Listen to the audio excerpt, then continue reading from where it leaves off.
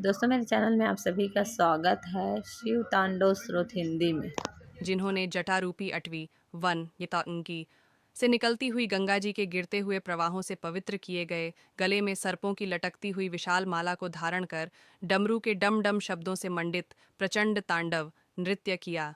वे शिवजी हमारे कल्याण का विस्तार करें, जिनका मस्तक जटारूपी कटडाहा में वेग से घूमती हुई गंगा की चंचल तरंग लताओं से सुशोभित हो रहा है। ललाटाग्नि धक धक जल रही है, सिर पर चंद्रमा विराजमान है।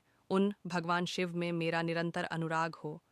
गिरिराज किशोरी पार्वती के विलास कालोपयोगी शिरोभूषण से समस्त दिशाओं को प्रकाशित होते देख जिनका मन आनंदित हो रहा है, जिनकी निरंतर कृपा दृष्टि से कठिन आपत्ति का भी निवारण हो जाता है, ऐसे किसी दिगंबर तत्व में मेरा मन आनंद प्राप्त करे। जिनके जटाजूटवर्ती भुजंगमों के फणों की मणियों का फैलता हुआ पिंगल प्रभापुंज दिशारूपिणी अंगनाओं के मुख पर कुंकुम राग का अनुलेप कर रहा है। मतवाले हाथी के हिलते हुए छमदढ़े का उत्तरीय वस्त्र चादर धारण करने से स्निग्ध वर्ण हुए उन भूतनाथ में मेरा चित्त अद्भुत विनोद करे।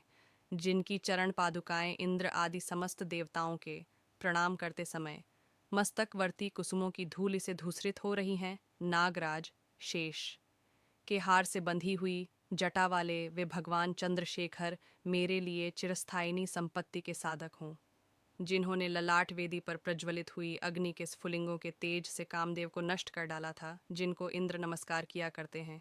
सुधाकर की कला से सुशोभित मुकुट वाला वह श्री महादेव जी, उन्नत विशाल ललाट वाला जटिल मस्तक हमारी संपत्ति का साधक हो, जिन्होंने अपने विकराल विकराल भालपट्ट पर धक धक जलती हुई अग्नि में प्रचंड कामदेव को हवन कर दिया था।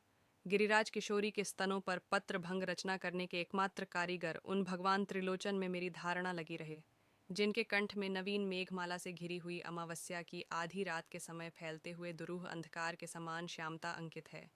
जो गजचर्म लपेटे हुए हैं, वे संसार भार को धारण करने वाले चंद्रमा के संपर्क से मनोहर कांति वाले भगवान गंगाधर मेरी संपत्ति का विस्तार करें। जिनका कंठ देश खिले हुए नील कमल समूह की श्याम प्रभा का अनुकरण करने वाली हरिणी की सी छवि वाले चिन्ह से सुशोभित है। जो कामदेव त्रिपुर भव संसार दक्ष यज्ञ हाथी अंधकासुर और यमराज का भी उच्छेदन संहार करने वाले हैं, उन्हें मैं भजता हूँ।